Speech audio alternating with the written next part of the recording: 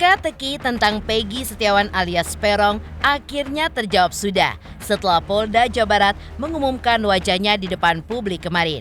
Namun, kemunculan Peggy justru langsung menimbulkan pro dan kontra, di mana tidak sedikit warganet yang mempertanyakan kebenaran bahwa Peggy alias Peron yang dirilis oleh Polda Jawa Barat adalah pelaku yang selama ini menjadi DPO.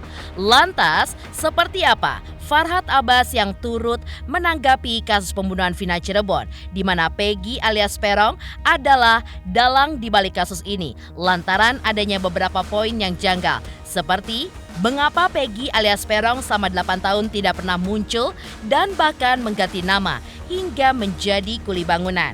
Padahal jika memang tidak bersalah, seharusnya Peggy alias Peron sudah memberikan keterangan kepada pihak kepolisian. Seperti apa pula pengakuan Peggy yang mengaku tidak bersalah adalah sah-sah saja. Namun fakta atas kebenaran itu pun tetap harus terungkap di pengadilan. Bagaimana pula dengan pernyataan mantan anggota Kompolnas Edi Hasibuan bahwa untuk DPO lainnya yang pada akhirnya digugurkan statusnya. Hal tersebut bisa saja strategi dari pihak kepolisian untuk membuat DPO lainnya tidak kabur. Di sisi lain, seperti apa pula OCK Ligis yang memberikan komentar pedasnya terkait hilangnya 2 DPO lainnya, hingga menilai bahwa karena jangka waktu yang cukup lama yaitu 8 tahun, membuat kasus Vina Cirebon ini pun semakin rumit, terutama untuk mencari barang bukti kembali. Dan bagaimana pula Kemal Pahlevi sebagai public figure yang cukup mengikuti kasus Vina ini. Hingga ia pun menyoroti ada perbedaan dalam penampilan Peggy alias Peron dari foto saat 2016 hingga sosoknya saat ini. Pemirsa, bersama Intens Investigasi, kami hadirkan kabar terkini, terpercaya, dan teraktual. Tetapi sebelumnya, jangan lupa untuk like, subscribe, dan juga share channel YouTube ini.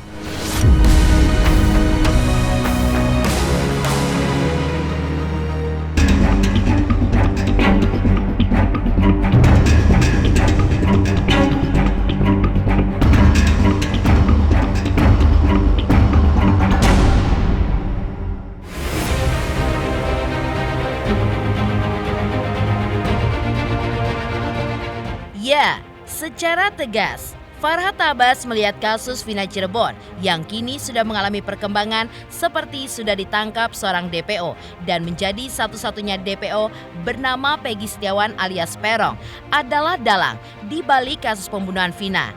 Pernyataan Farhad Abbas pun tentu beralasan lantaran adanya beberapa poin yang begitu janggal, seperti mengapa Peggy alias Peron selama 8 tahun ini tidak pernah muncul dan justru menjadi kuli bangunan hingga merubah namanya. Tentu saja jika memang Peggy alias Peron tidak bersalah, seharusnya selama ini ia pun sudah muncul ke publik dan memberikan keterangannya kepada pihak kepolisian bahwa dirinya tidaklah bersalah. Harusnya Polda Jawa Barat juga tidak boleh merilis secara terbuka dengan menangkap orang kemudian mukanya ditonjolin ke muka. Dengan mudahnya orang yang bilang bukan saya sumpah. Siapa yang masuk penjara? Orang akan melakukan itu sumpah. Apakah masyarakat ketika yakin bahwa sumpah anak ini benar loh, berarti walaupun anak ini terlibat pembunuhan ternyata dianggap tidak benar karena dia berani bersumpah? Kan tidak seperti itu. Nah, kalau saya secara pribadi walaupun diminta untuk membela anak ini, saya nggak akan membela korban pembunuhan ini. Karena kasus sudah lama. Kalau mereka tidak membunuh, kenapa mereka lari? Kenapa mereka sembunyi? Sebanyak apa sih uang mereka bisa mereka membeli hukum untuk tidak ditangkap? Siapa saja yang lari dan sudah melewati waktu 12 tahun, daluarsa, mereka ini dianggap sudah melewati menjalani hukuman. Tidak bisa dituntut, tapi ini kan baru 7 tahun. Lebih enak mereka menjalani hukuman seandainya cuma dihukum 15 tahun. Mungkin 7 tahun mereka sudah bisa keluar. Daripada mereka lari, nanti ketakutan dan akhirnya ketangkap juga.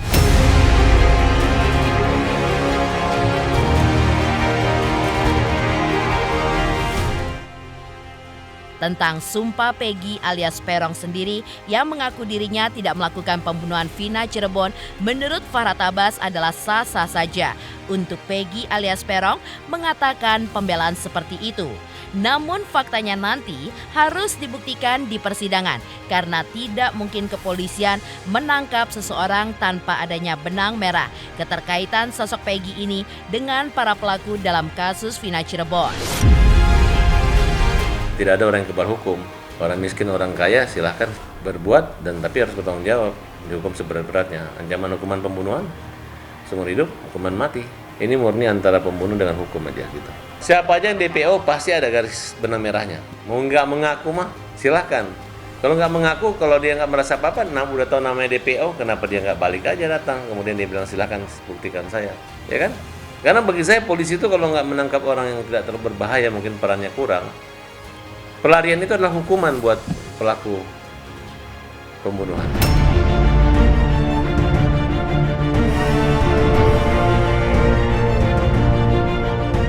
Di sisi lain, mantan anggota Kompolnas Edi Hasibuan juga melihat kasus Vina ini sudah ada perkembangan. Namun untuk DPO lainnya yang pada akhirnya digugurkan statusnya. Hal tersebut bisa saja strategi dari pihak kepolisian untuk membuat DPO lainnya agar tidak kabur. Bahkan hingga saat ini penilaian dari Edi sendiri, polisi pun masih mendalami kasus ini dan memburu pelaku lainnya di balik kasus Vina Cirebon tersebut. Kita bersyukur ya, kemarin satu pelaku dari 3 DPO yang hanya tertangkap ya. Yang kita harapkan kepada Polri tentunya bisa membuktikan keterlibatan dia. Jangan sampai masyarakat ragu ya atas apa yang penangkapannya kemarin ya. Kemudian kalau kami juga melihat bahwasanya saat ini jajaran kepolisian masih melakukan pencarian ya, walaupun misalnya kemarin disebutkan dihapus apa gimana ya. Saya kira menurut pandangan kami ya tidak demikian, tetapi kasus ini sampai saat ini masih terus dilakukan perburuan ya. Dan apa yang disampaikan Polri itu kemarin, kalau ada yang menyampaikan itu, jika memang ada, ya saya kira itu bagian daripada strategi penyidikan. Biasa kalau di kepolisian itu, ketika tujuannya adalah untuk agar pelakunya itu tidak kabur, maka disampaikanlah bahwasanya misalnya pelakunya ke Lampung, sepertinya pelakunya ada di Merak ya. Sebetulnya itu adalah untuk memberikan suatu mengaburkan sehingga tidak membuat pelaku nanti akhirnya kabur ya. Begitu besar harapan masyarakat dan mengharapkan kasus ini bisa tuntas segera sehingga bisa menikahkan masyarakat ya.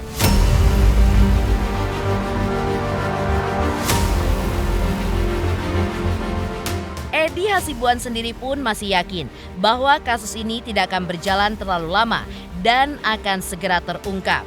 Hingga menurut dirinya, hingga kini polisi pun masih mengupayakan yang terbaik untuk kasus ini.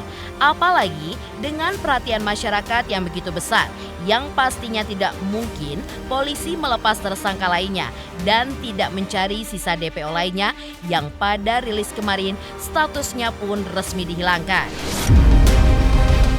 Ketika dia melakukan penangkapan terhadap PG tadi, maka polisi pun harus memiliki bukti yang cukup ya. Jadi tidak bisa misalnya karena tekanan publik ini maka polisi menangkap dia, tidak bisa demikian ya, karena nanti semua akan ada di pengadilan ya. Jadi kalau misalnya ada bantahan, saya kira tinggal sekarang polisi bisa buktikan atau tidak. Saya sangat yakin sekali pelaku masih akan dicari ya. Dan mungkin kalau pengakuan itu bisa saja. Tapi kalau saya melihat itu bagian daripada strategi penyidikan yang dilakukan oleh Polri untuk membuat agar dengan harapan itu pelaku tidak kabur ya. Dan saya masih yakin betul ya bahwasanya pelaku akan tetap dicari ya.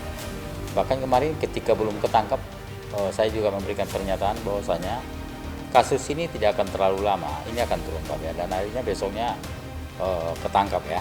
Ya salah satu, dan kita harapkan ya, kita dukung polisi untuk bagaimana cara bisa melakukan penangkapan terhadap pelaku-pelaku lainnya. Karena yang jadi masalah adalah saat ini kerja keras Polri ditunggu oleh masyarakat ya, dan ini bisa mempengaruhi kepercayaan masyarakat terhadap Polri. Saya kira Polri harus bisa menjawab ini, memberikan suatu kerja profesional ya, proses hukum masih berjalan, kemudian tentu sekarang masyarakat bersabar ya. Kemudian kita tunggu sampai ini nanti bisa segera dilimpahkan ke pengadilan ya, kemudian nanti disidangkan ya. Nanti kita lihat sama-sama di pengadilan bagaimana polisi bisa membuktikan jika dia adalah si tersangka tadi adalah pelakunya ya. Semua akan terbuka di pengadilan.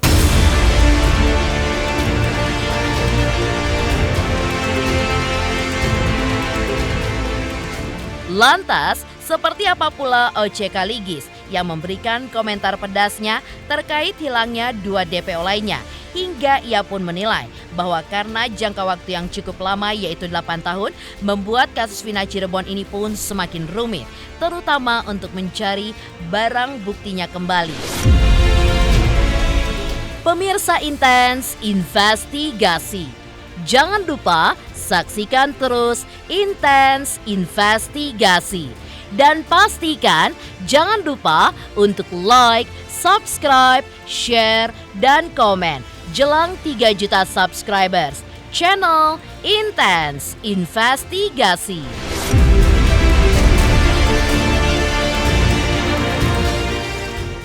Jangan lupa subscriber Intens jelang 3 juta subscriber.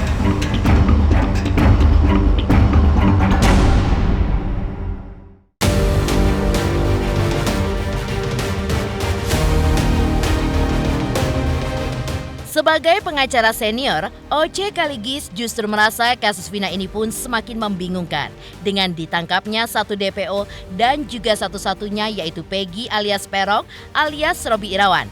Apalagi Peggy sendiri tidak merasa melakukan pembunuhan hingga ia pun berani sumpah mati. Bahkan menurut OC Kaligis masih ada 2 DPO lainnya selain Peggy yang menurut penyelidikan kepolisian ternyata adalah sosok fiktif yang pada akhirnya diralat dengan dicoretnya nama 2 DPO tersebut. Lantas, seperti apa OC Kaligis yang memberikan saran terhadap kuasa hukum keluarga Vina agar kasus Vina ini pun bisa segera selesai dan jelas? Di dalam kasus Vina itu kan pasti ya, sekarang yang ditangkap ini sumpah mati bahwa dia bukan pelaku. Kalau kami pengacara ada 2 kemungkinan, sumpahnya benar atau sumpahnya nggak benar kan. Tapi sekurang-kurangnya pasal 184 keterangan tersangka adalah bukti. Nah, pertanyaan saya, kenapa 8 tahun yang lewat waktu kejadian nggak langsung divisum, cuma dikatakan kecelakaan selesai. Kalau dikasih visum misalkan, kemudian luka-luka di badannya benda tumpul atau benda tajam, teledornya pertama sudah bikin keterangan pers, katakanlah 3 tersangka, hari ini diralat jadi 1. Kemudian sumpah mati si yang ditangkap ini siapa? Peggy ya, bahwa dia sumpah mati bukan dia. Nanti dikembangkan ya, misalkan dikatakan dia ganti nama Robby misalkan, pertanyaannya kenapa dia ganti nama? Kalau nggak salah biasa-biasa aja, nggak usah pindah kok ya. Bahkan kalau memang benar-benar, makanya mulai sekarang ya kita perbaiki kerjaan oknum. Perbedaan jumlah aja udah menjauhkan ya, ini kasus menjadi tidak jelas semestinya ya. Makanya saya bilang jangan buru-buru mengambil kesimpulan. Makin jauh dari ibu kota, makin tidak terkontrol tindakan dari oknum. Saya ngomong oknum loh, bukan lembaga. Makanya saya bilang, saya harapkan nggak usah terlalu banyak bicara lah penyidik itu. Ya, kayaknya beracara sebelum sidang dinyatakan terbuka untuk umum untuk kasus ini ya. Biarkanlah nanti secara profesional mereka membuat BAP, kemudian nanti diuji di pengadilan. Apalagi saksi utamanya yang cuma 1 saksi mengatakan sumpah mati saya tidak mengenal katakanlah si korban. Sekarang nanti saya dikonfrontir dengan 8 saksi-saksi itu yang katanya waktu pemeriksaan dalam tekanan. Padahal kan KUHP mengatakan pemeriksaan harus dilakukan tanpa tekanan di pasal 117 KUHP. Karena memang mungkin ya kalau dalam hal-hal katakan begini, ya didampingilah pengacara supaya bisa dilihat apa tekanan atau tidak ada tekanan.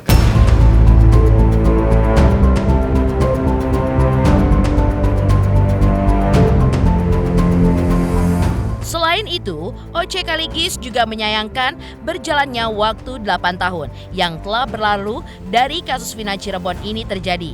Jangka waktu yang cukup lama juga membuat kasus Vina ini pun semakin rumit karena akan mempersulit untuk mencari barang bukti lainnya setelah sudah lewat 8 tahun kejadian pembunuhan ini terjadi. Saya kira begini ya, ini kan sudah menjadi milik umum ya. Jangan makin kacau dengan segala macam pernyataan. Bilang aja, kami akan bekerja secara profesional, itu aja. Saya baca di televisi, itu mengenai katakanlah yang dibacakan mengenai visumnya. Itu ada hal-hal yang tidak cocok, ya itu aja dikembangkan ya. Kenapa antara dakwaan dengan visum? Saya kira visum tanggal kejadian juga nggak ada, karena waktu itu sudah ditentukan itu kecelakaan kan, bukan pembunuhan. Jadi sekarang setelah 8 tahun terlambat mengumpulkan barang bukti itu bukan hal yang gampang loh.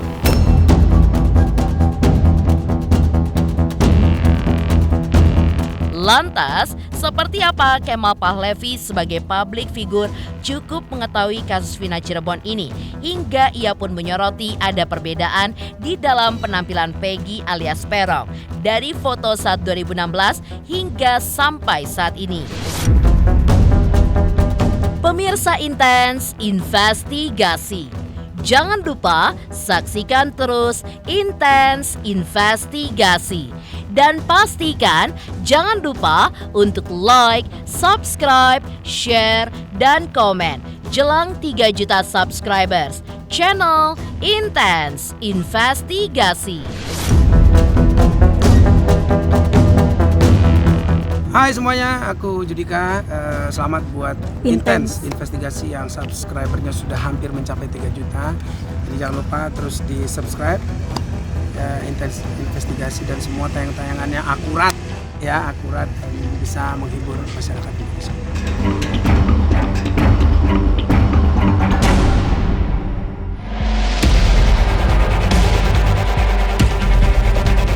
Di sisi lain, Kemal Pahlevi sendiri sebagai publik figur juga cukup mengikuti kasus Vina Cirebon ini. Bahkan ketika melihat sudah ditangkapnya salah satu DPO dan merupakan DPO satu lainnya yaitu Peggy alias Peron alias Robi Irawan, Kemal pun menyoroti adanya perbedaan dalam penampilan Peggy alias Peron tersebut. Di mana dari foto saat 2016 silam pada telinga Peggy alias Peron memiliki tindikan bahkan lubang yang sangat besar. Namun pada penampilan saat ditangkap kemarin justru telinganya bersih dari tindikan. Akan hal itu pula lah Kemal pun mengaku bingung. Apakah benar Peggy alias Peron adalah salah satu DPO yang menjadi pelaku otak pembunuhan Vina Cirebon atau justru bukan pelakunya? Meski begitu, Kemal sendiri juga berharap semoga sosok Peggy alias Peron yang diamankan oleh pihak kepolisian itu pun benar adalah Peggy pelaku di balik pembunuhan Vina. Karena Kemal sendiri percaya bahwa kinerja kepolisian pasti sangat luar biasa.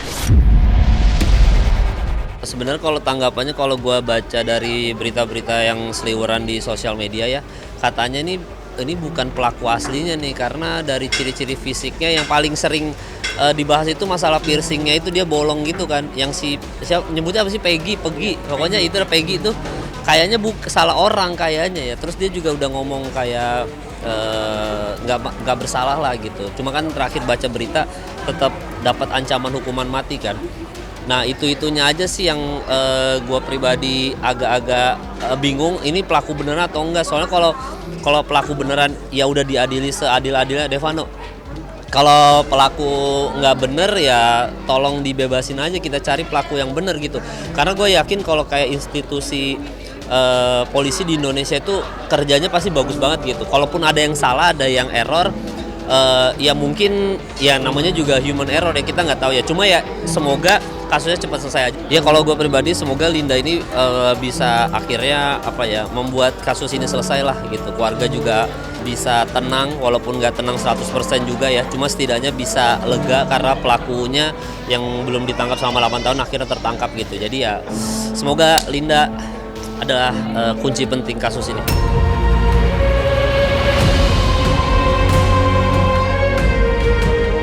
Pemirsa Intens Investigasi, jangan lupa saksikan terus Intens Investigasi.